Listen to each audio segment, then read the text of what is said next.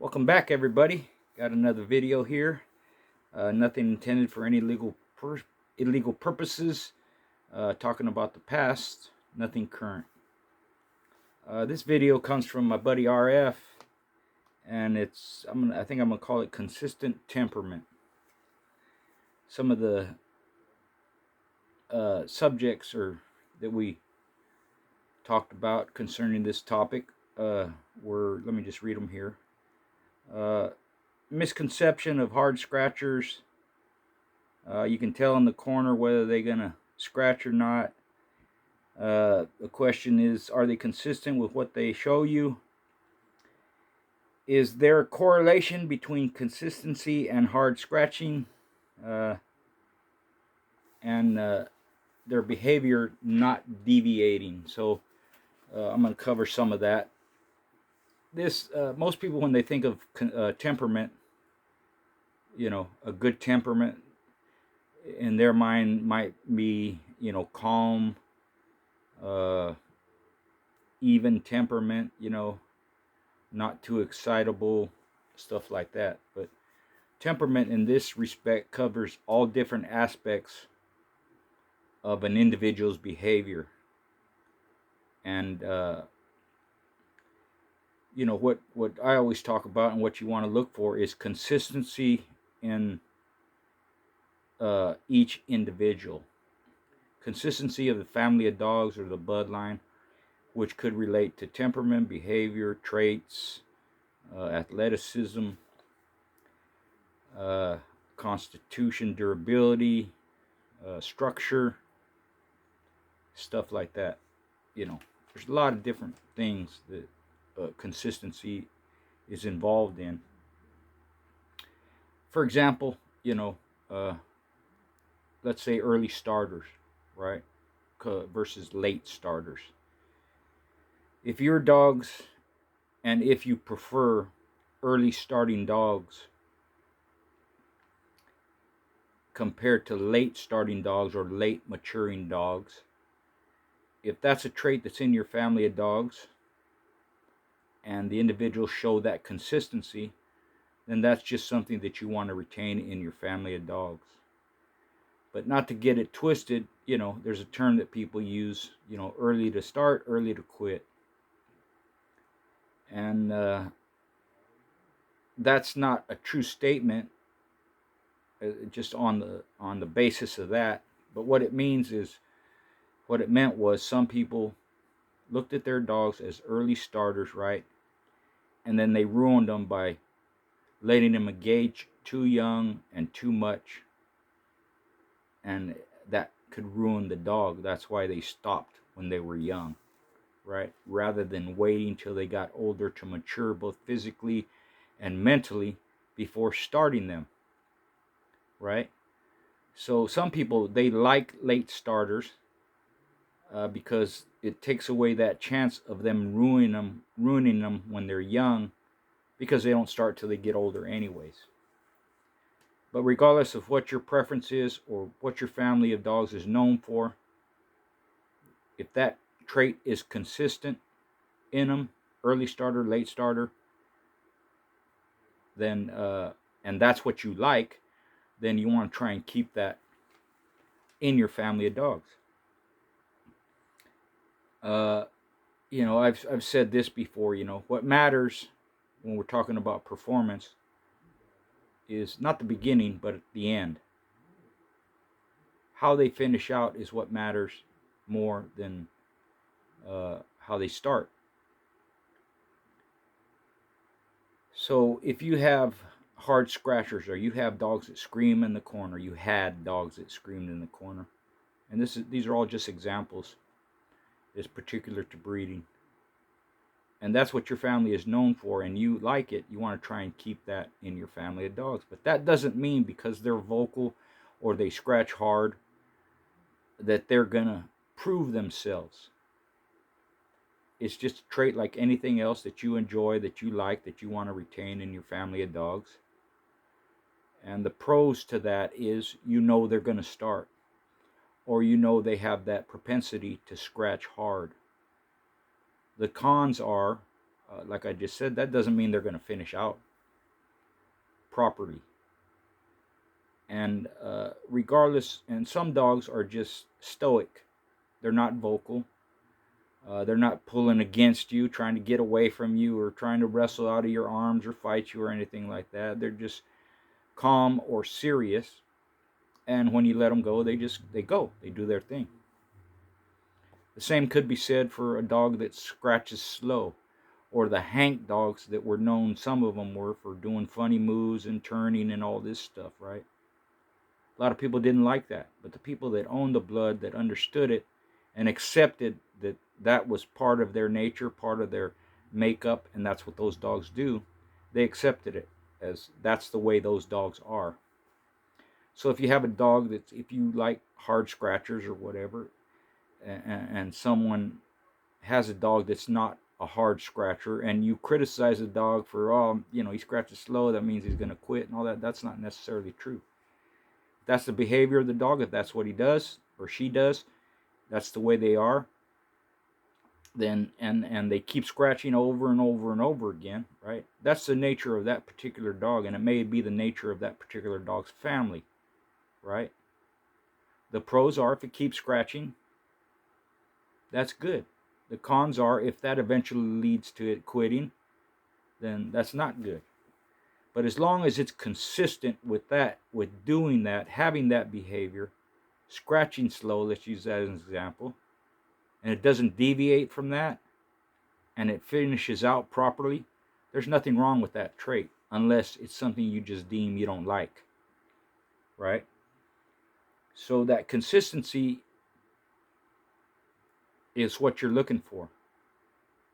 And that consistency is part of their temperament. That's the point my buddy made, That's the way those individuals are. That's what they do. That's what they're known for.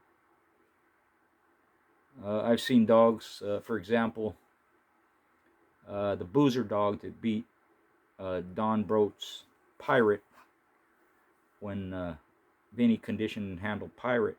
Pirate was a previous Best in Show winner over the Sosa boys. A very good dog, proved to be a very game dog. Boozer beat him, and beat him soundly. Pirate proved his gameness, but Bruiser proved that he was the better dog that day, and his style dictated that. He basically removed Pirate's nose from his muzzle. But Boozer fought the whole way with his tail tucked between his legs,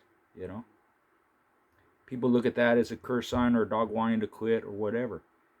In Boozer's case, and it went almost 2 hours, in Boozer's case, that was consistent with how he was, his temperament and behavior, right? He never thought of quitting. He scratched when he was called upon to, and that's just the way he was.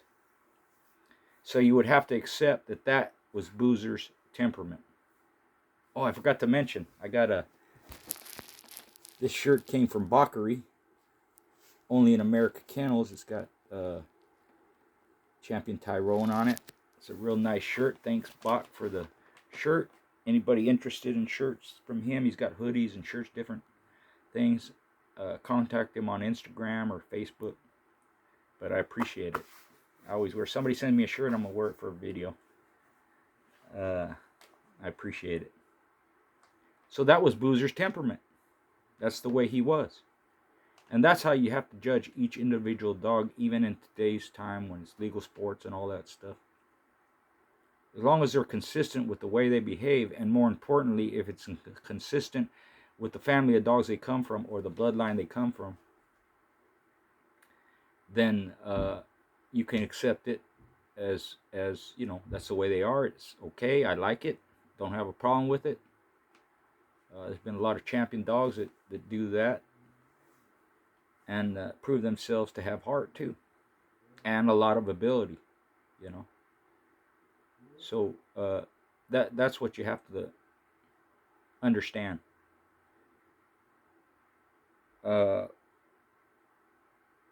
Is there a correlation? The other question was, is there a correlation between consistency and hard scratching? Again, it's the same thing. If that's what your dogs are known for, if that's what you liked, and it's something you kept in your program, that's what they do. As long as they do it consistently, meaning not just one individual or two individuals, but on the whole, most of them do that. That's the correlation. That's the consistency. If it's an anomaly that goes against their temperament or their traits, right? That's all it is an anomaly, you know. Going back to Boozer, I believe he was a Boleo Heinzel cross.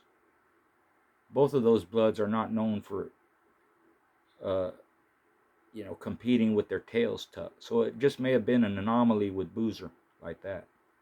Took nothing away from his quality. Like I said, he kept scratching. He was a good dog. He won that day. So it might be an anomaly towards his bloodline or his family, and that just may be the way he was, and it's not representative of the rest of his family, of his ancestors or littermates or anything like that, parents, right? So you got to look at it that way. Most of them don't do that. He's different. He was different that way, and but either way, how you look at it, it's how the individual, how his career plays out, or how his ability, how the dog himself finishes out, right? It may be a trait you don't particularly like, but you like the individual, so you keep them, and you may even breed them, right?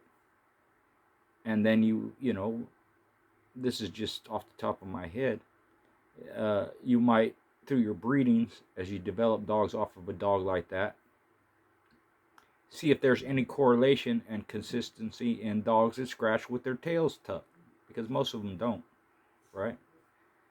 But if you look at it as a bad trait, but then in future breedings you see certain individuals do that, but it didn't take away from their gameness, then you just have to accept that's the way those dogs are. And that could be with any trait. Like a lot of the Bullyson dogs are known for going to the stifle, right? That's consistent with the bloodline. If you get a Bully Son dog, depending on how it's bred, and it's a head dog, that's not consistent with the bloodline. But again, just because it's a head dog doesn't mean it's not a good dog. It's just not consistent with his family. So the idea would be is to play him out and see how he finishes out. And if it's something that you like in your family of dogs and you breed them and he throws that certain trait individually with certain individuals, then it might be something that you want to keep in your bloodline because it's adding to the style, in that not only are they rough, but they're smart, or they have good defensive skills, or they understand that they can wreck a dog not just in the back end, but in the front end, on the top of their head or muzzle or whatever, right? So, but when a dog or the family of dogs deviate from that consistency, that's where you might have a problem, because it's not exhibiting the traits of its family. The only way to find out if the dog's any good or not, because it could be looked at as negative, and it could play out that that's a negative trait. If your dogs were offensive minded and you see defensive minded dogs coming out of them, depending on how they're bred, you have to determine whether that's good for your line of dogs or it's not good. If it goes against the grain, you may not want to keep it, because it could mean they become defensive because they're losing gameness, or it could be that they are becoming more defensive because they've increased some intelligence, right? And again, I'm speaking of the past, but that all that stuff can be related to the dogs you have in front of you today. And I preach consistency all the time, because that's what allows to keep your dogs a certain way, consistent, or keep particular traits within your family of dogs, regardless of what it is. Good air, balance, all that. Anything you can think of. You're trying to find, or you're trying to develop dogs that retain most, if not all, of the traits that you like about your family of dogs, and try and exclude as many of the flaws that you don't like about them, or a trait that you don't. If you don't like slow scratching dogs, you try and weed that out, especially if it goes against the grain or it's not consistent with your family. If that slow scratching dog doesn't exhibit, if it keeps going, doesn't exhibit bad traits, then it may be something that you'll accept in your dogs because it had no bearing on whether the dog was a good dog or a bad dog. Had nothing to do with that. Then it's just a trait within that particular dog. So with any trait, when it's passed on and you see consistency that you want to keep, that's what you do. If you have a dog that has a different particular trait and they pass it on, then you want to see, does that trait have a negative effect in future breedings and future individuals? If it doesn't, just an anomaly, something that comes out every once in a while, and you're okay with it, then you don't mind keeping it in there. Because even that slow scratching or something like that, that could be part of their intelligence. That could be part of their sizing up their opponent, or coming at a different angle, or moving slower and see how their opponent reacts, and then they react differently. That's all a matter of seeing and looking and whatever. If you have a weight pull dog and from the jump he's pulling extremely hard as he can, and you like that trait within your family of dogs, and you keep that trait in your family of dogs, and it proves worthy and consistent, that's one thing. You could have weight pull dogs that take a second or two and don't pull as hard as they can coming out the gate, but they bear down and build up the pull and then finish out strong. That could be a trait that you want to keep consistent with your dogs. Rather than coming out 100 miles an hour and pulling as hard as they can, they lead up to the hard pull. Slower in the beginning, finishing out strong. And as long as those traits are consistent with your family of dogs, and don't deviate, meaning the dog will stop pulling or something like that, then you're okay with it. And that deviation is sometimes what people make exception for in their families of dogs. They accept certain behaviors or certain temperaments that they shouldn't, and it'll take away from the overall quality of your dog or the overall ability of your dog, because you threw a wrench in there. You threw something in there that isn't consistent with your family, and now it's taken a step back, or you have lower quality individuals in the future. So the purpose for having that consistency is so that you basically know what you're going to get before you get it. And if the dogs exhibit it, you know at least they have that particular consistency, whatever traits they are. And you're good. That's part of breeding. Something that's different, not consistent, that deviates from your family of dogs, it may not be something that you want to add or keep in your breeding program. And that's the culling and selection process that people use to determine which ones they're going to move forward with and which ones they're not. And it could be any trait, right? And also you have to look at the fact that let's say you have talking about that slow scratching dog, or a dog that worked from the bottom rather than be aggressive and offensive on all 4 feet, right? It could mean that when you breed that dog, he's going to throw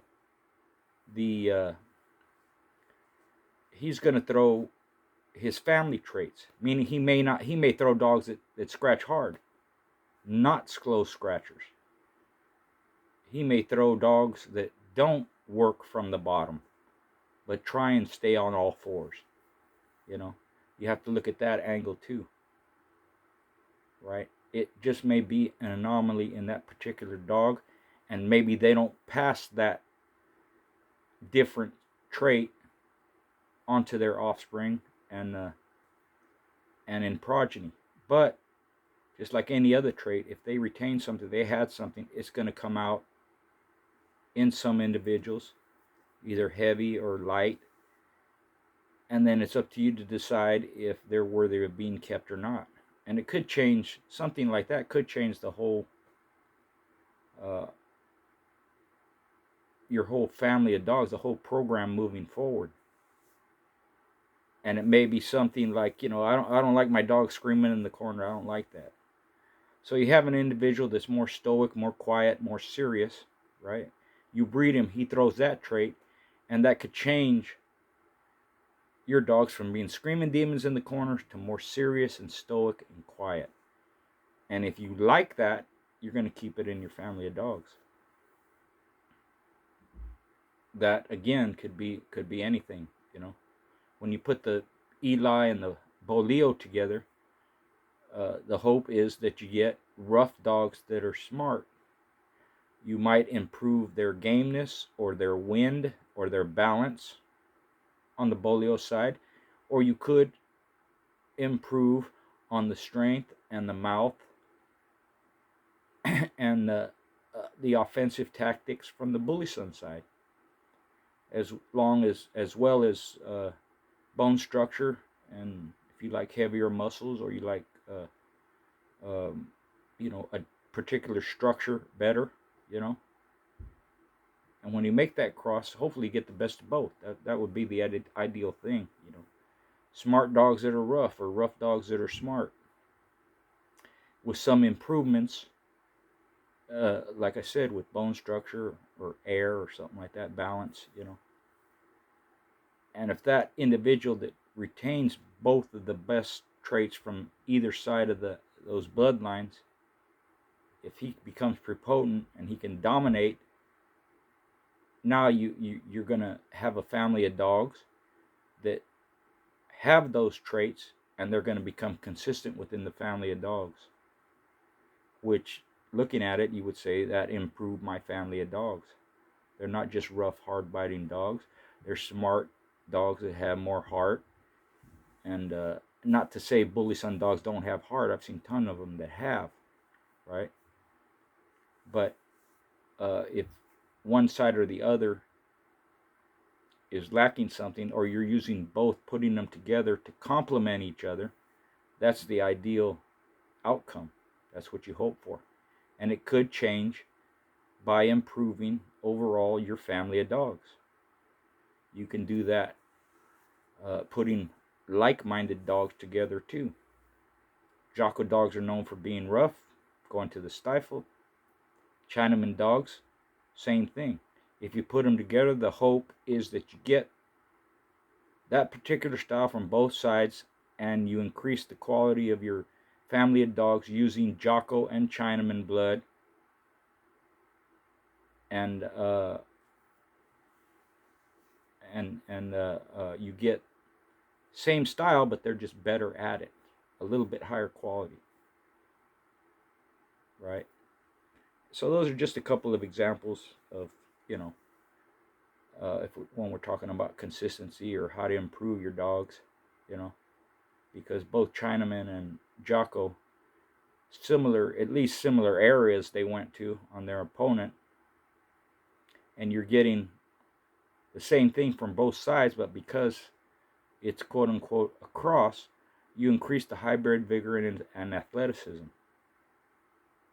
And then you can turn around and make the good traits that both of those two bloodlines have or dogs have,